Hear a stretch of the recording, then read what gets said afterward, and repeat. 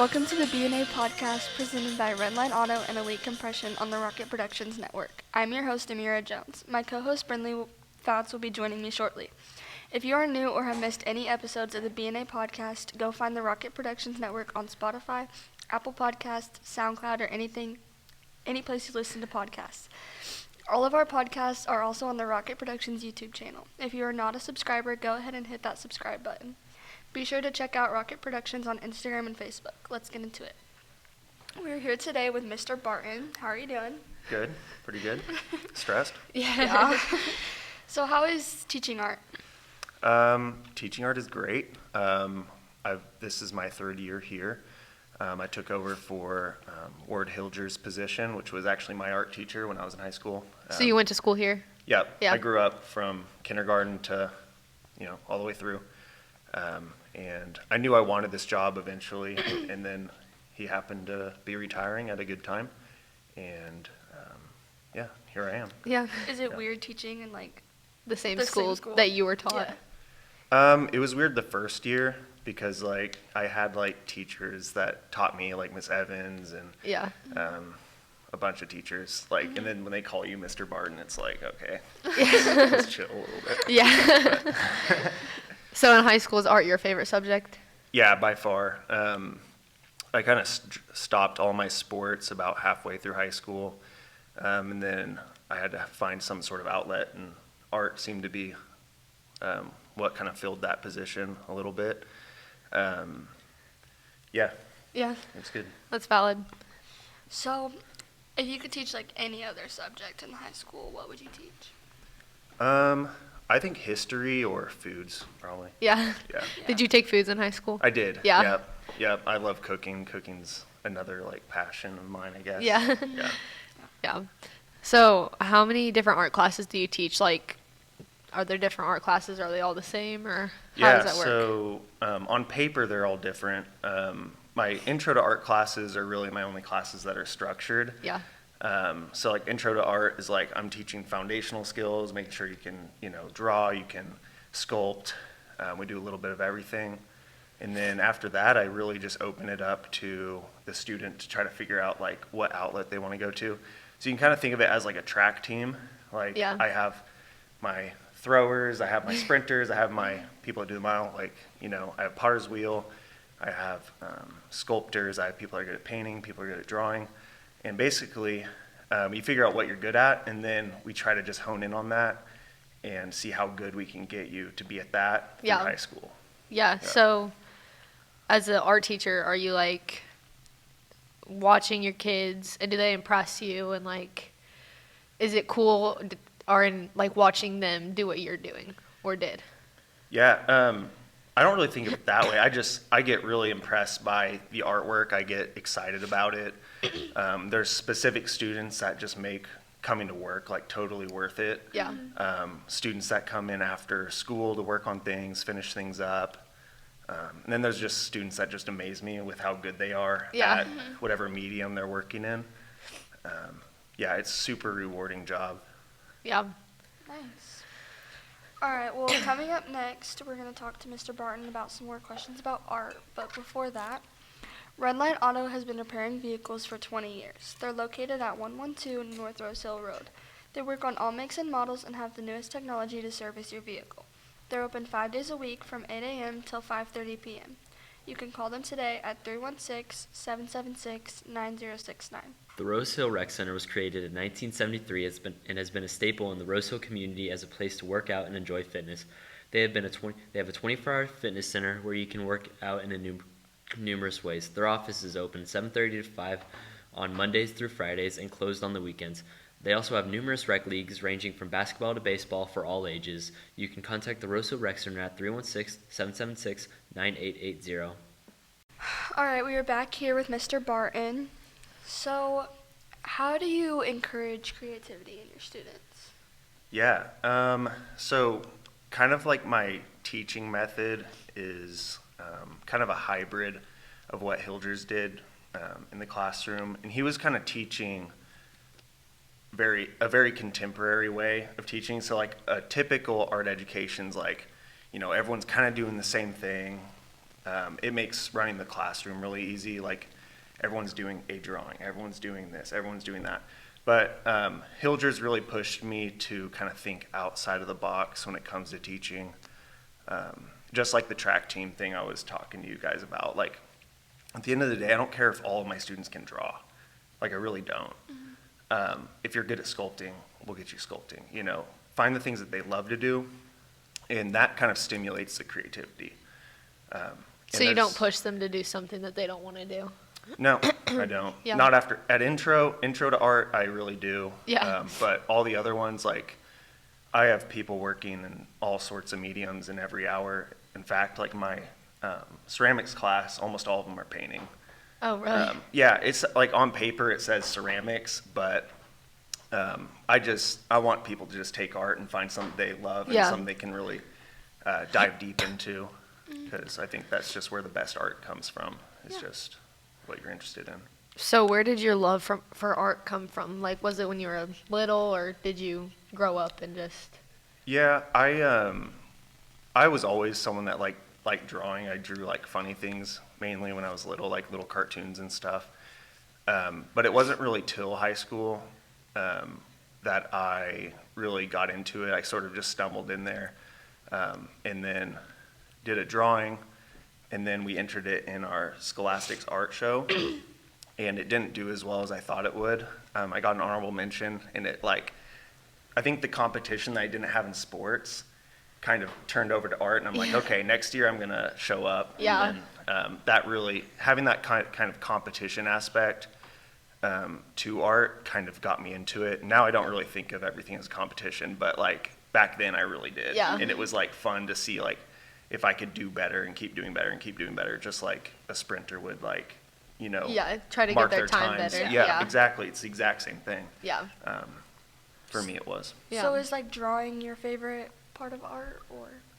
No, I kind of like painting the most. Well, I would say I like sculpting the most, but painting is a lot more accessible. Like, you can have a little painting studio in your house. Yeah. I haven't done a sculpture in quite a while, but sculpting's super fun. But I kind of live vicariously through my art students because I have so many different sculptures. And that's kind of the cool thing about being an art teacher. It's like a project might take me, you know, a month or so to complete or whatever, sculpting.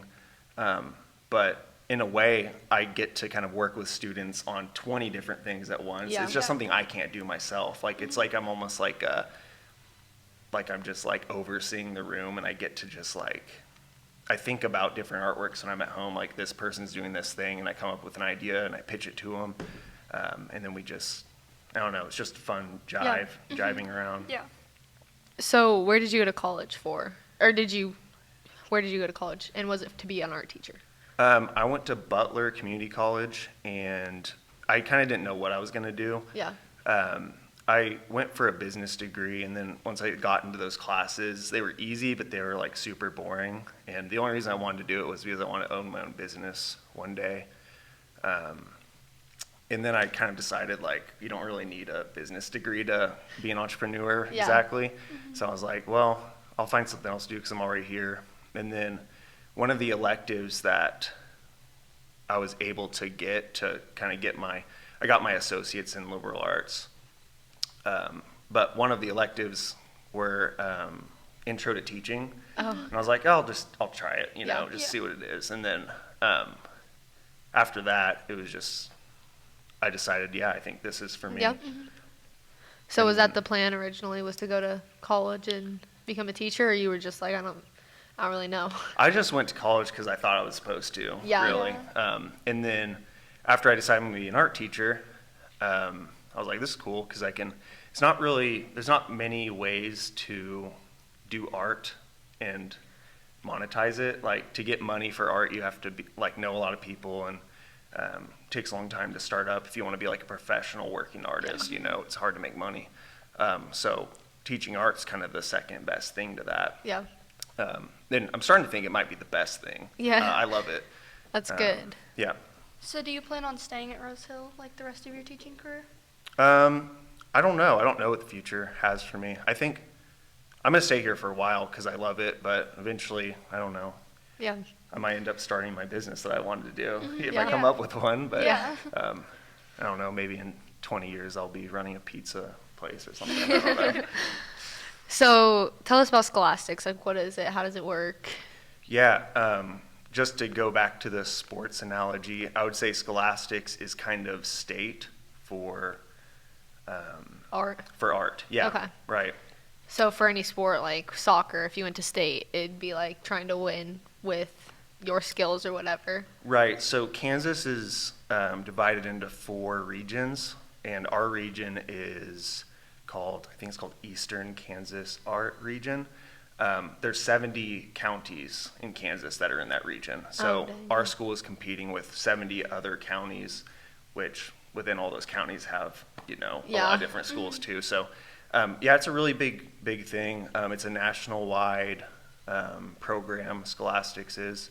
And then after our state, you can get like an honorable mention, gold key, silver key, and then all the gold keys have the potential to move up to nationals, which is like in Washington, D.C. Oh, dang. I think it's Washington, New York, something like that. Yeah. But last year there was 11 kids in all of Kansas that got the national gold key, and 2 of them were at Rose Hill. Oh, dang. Yeah, so 2 out of the 11 kids in Kansas were selected from here. So we take it pretty seriously, and we get it's paying off. Yeah. Yeah. Who were those 2 kids? Sophia Butler and Leela Keeley. Oh, dang. Yep. So this year, are there a lot of kids entering from our school into scholastics? Yeah. One second. I'm not good at talking. Yeah, no, you're extemporaneously. good. Sorry, say that again. Are there a lot of kids entering scholastics at our school?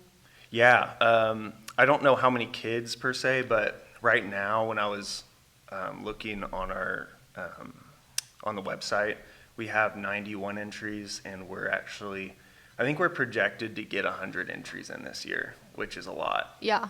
because it's like I have to photograph every single work and do it professionally too. Which takes a long time, especially for sculptures, because you have to show it from multiple angles. You have Yeah. to make sure the lighting's good. You have to make sure the background is free of blemishes. So like out there, you saw like that kind of that curtain thing that's hung up, and the lights. That's just my kind of setup to try to get just the right shots, and then I have to go in and edit everything. So this week is the most stressful week. It's gonna be a long Yeah. week.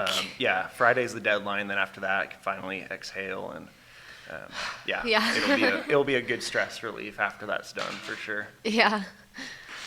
All right, we will be back to talk to Mr. Barton about some fun Would You Rather questions, but before that, Elite Compression has been offering their service for over 6 years.